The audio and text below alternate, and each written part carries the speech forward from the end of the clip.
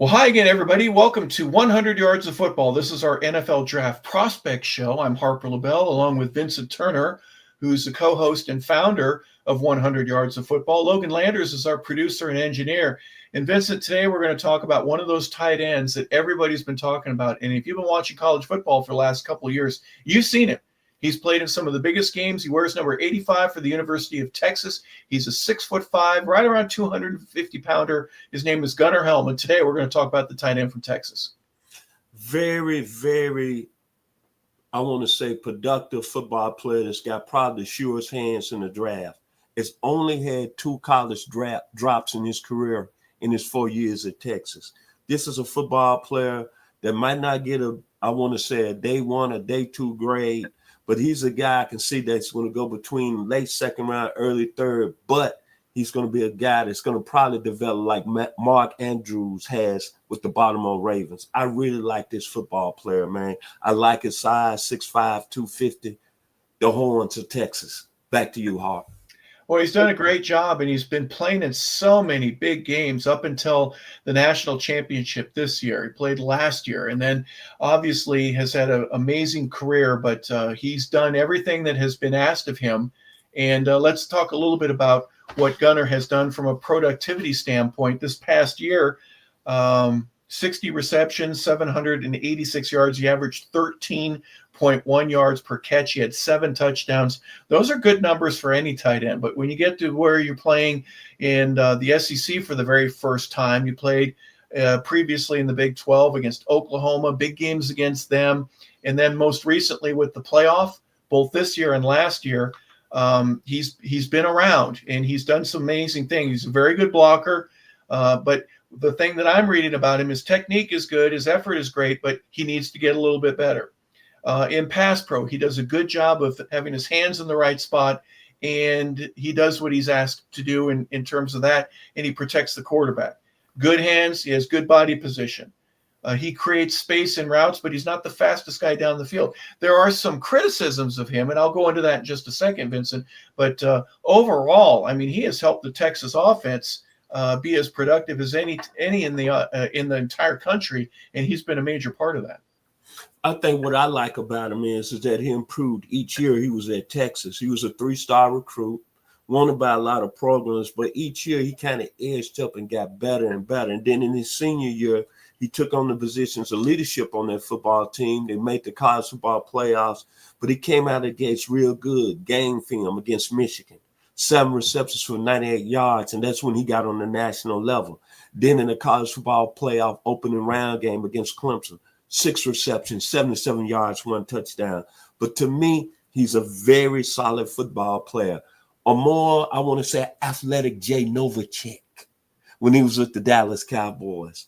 Reminds me a lot of the gentleman that played with the 49ers, got drafted, played with the Carolina Panthers, down my way from Batesville, Mississippi, Wesley Walls. That was an outstanding standout with the University of Mississippi.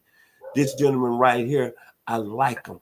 I like everything about him. He can do a lot of different things, good, route running, pass blocking. This is a very solid football player and played at a school that's highly, highly considered one of the best programs in the country.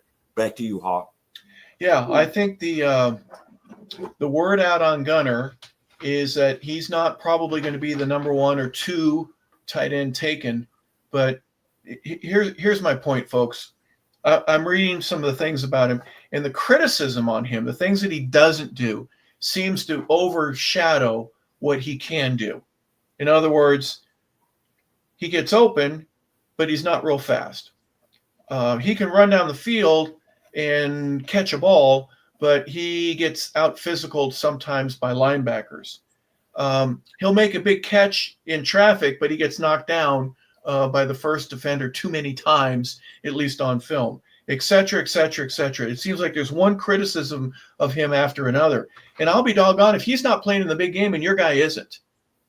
Correct. Back off, guys. I mean, this is a guy that has played for the 4 years that he's been at Texas and been a part of some of the greatest wins that school has had.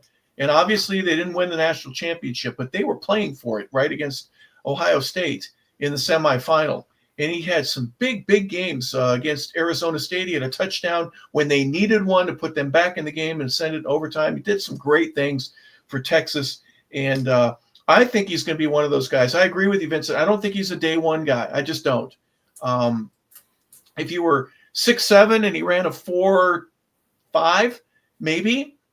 All right, but he's 6'5" and he runs a 4.7. So that's what you're going to get with him. But I think he's going to be a guy that if he makes your roster, no matter what NFL team you're on, he's going to make it better. And he's going to work to be one of those guys that 10 years from now, you still may be talking about him. That's what I think. Now, he may not be your day one starter. Mark Andrews is a guy that, it's taken him a while to develop. You look at Mark's strength, and how he looks imposing when he lines up for the Ravens. That just didn't happen overnight. It took him some time to be able to get there, but he's developed into one of those guys. I think Gunnar Helm has that written all over it. So I know his father. I played with his uncle. I know that the football family, he was a state champion at the high school level in Colorado, and he goes to Texas. Probably one of those guys, well, we're going to give you the scholarship, but we really want this other guy. We've got a Texas native that's going to need to be beat out. We hope you do it. And he did. And he's just had a tremendous collegiate career, and I certainly wish him the best. But he can catch a ball. He can catch it in traffic. He can set the seam for you and allow for a receiver to come underneath. He can clear things out for you. He will need to improve his blocking. There's no doubt about that, but who doesn't? I say this about everybody. If you get to be a Mark Bavaro type blocker, you'll be a Pro Bowler. And not many people even attempt to do it like Mark Bavaro. But the tight end today seems to be a Travis Kelce type of guy that I can just get open and catch 6 balls a game. We need run blockers as well. And he would be one of those guys that would be in the category to do that. So a lot of work to do. Probably a day 2 guy. I would agree with that. Maybe a day 3. Maybe. I'm hoping not for him. But he's certainly got a little bit of room to improve in terms of his pass blocking and his route running. But he's already very, very good in so many different areas. Vincent, give me your final thoughts here about Gunnar Helm. There's a song by George Benson that's on Broadway. And what that means, you're at the highest level among all the great people that's judging you. All I know about Mr. Helm is that Michigan this year was on Broadway. 7 receptions, 98 yards, and a touchdown. Clemson, 6 receptions, 77 yards, and a touchdown. In the quarterfinals against Arizona State, 3 receptions, 56 yards, and a touchdown. He had a key catch in that football game. I don't think we have to worry about this young man. Wherever he goes, well, you just said the football bloodline he has, I see success stamped all over his name. Back to you, Mr. Harper LaBelle. Yeah, got to agree. I think he's had a tremendous collegiate career, but one that also could transfer over into a tremendous NFL career as well. So we wish him well. Gunnar has played a big role in the offense there at the University of Texas, and now that he's done, I think everybody in Texas would want to salute him and say, hey, man, you did a great job for us. We're all the better because of you. So maybe not at first, and he might have a tremendous combine. We'll hope that turns out and people change heads. But there's so few and such a limited role of how many people need tight ends right now. So it'll probably be a day 2, a 2nd or a 3rd round draft pick. But we wish Gunnar Helm well, and we obviously will keep close eyes on him and his NFL career.